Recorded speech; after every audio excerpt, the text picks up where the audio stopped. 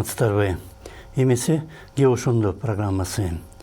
Демалыш күндөрү Бишкекте Евро биримдик Борбор Азия бийик жолугушуусу болуп өттү жана ага Европа биримдигинин тышкы иштер боюнча жогорку өкүлү Федерика Могерини, Казакстан, Кыргызстан, Тажикстан менен Өзбекстандын тышкы иштер министрлери жана Түркмөнстандын тышкы иштер министринин ордун басары катышты. Акыркы мындай министрлик жыйын өткөн жылдын аягында Брюссельде өткөрүлгөн жана ошол жыйында Борбор Азиядагы Евро биримдиктин жаңы стратегиясы талкууланган.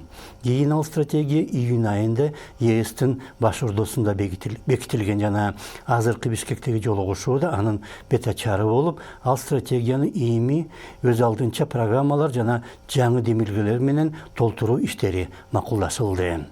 Кыргызстан менен ЕС Бишкектеги жолугушуу учурунда өнөктөштүк жана кызматташуу боюнча келишимге кол койду.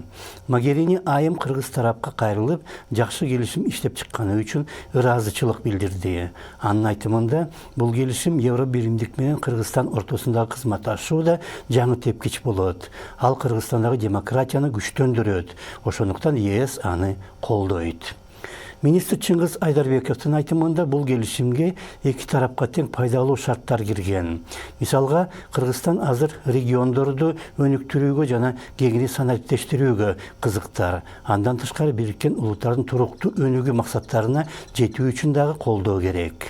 Өткөн 18-жылы ЕС менен Кыргызстан ортосундагы сооданын көлөмү 1 миллиард долларга жеткен жана жалгыз ушул факт эле кызматташуу өнүгүп баратканын көрсөтөт.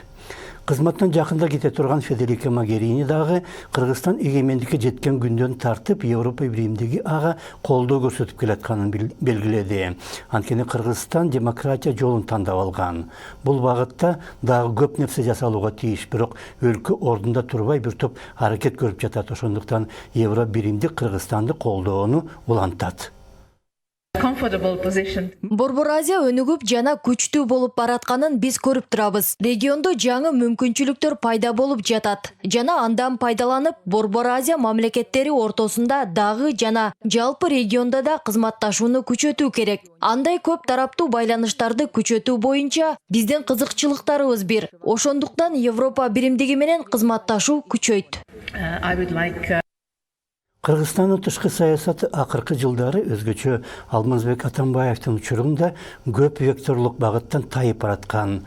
Март айында болсо тышкы саясаттын жаңы концепциясы кабыл алынгандан кийин абал кайра калыбына келтирилиш керек эле. Мисалга, АКШ менен кызматташуу боюнча негизги келишимди 15-жылы Атамбаев жокко чыгарып салган жана жакында жаңы келишим тууралуу сүйлөшүүлөр башталган. Бирок акыркы 3 ай ичинде өзгөчө Бишкекке марттын аягында мамлекеттик сапар менен Орусия президенти келип кеткенден кийин ал концепциянын ишке ашырылышы басаңдап бараткандай сезим жараткан. Ошондуктан Бишкектеги азыркы бийик жолугушууну ошол жаңы концепцияны ишке ашырууга максат катары көргөн жаңы аракет деп да түшүнсө болот.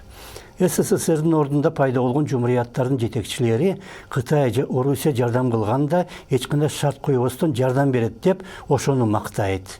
Бирок шарт коюлбаса, сырттан алынган жардамды бийлик каалагандай пайдалана берет жана аны менен коррупцияга да жол ачылып, бийликтегилер ал жардамды өз бийлигин күчөтүүгө гана пайдаланган учурлар көп.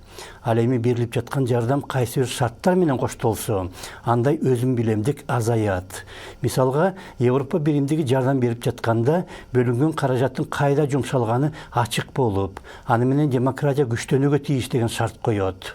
Ошондуктан берилген жардамдан бийлик гана эмес, жалпы мамлекет жана элге да пайда болууга тийиш. Мындай шарттарды колдоо гана керек го. Кеп ошондо саламатта калыңыздар.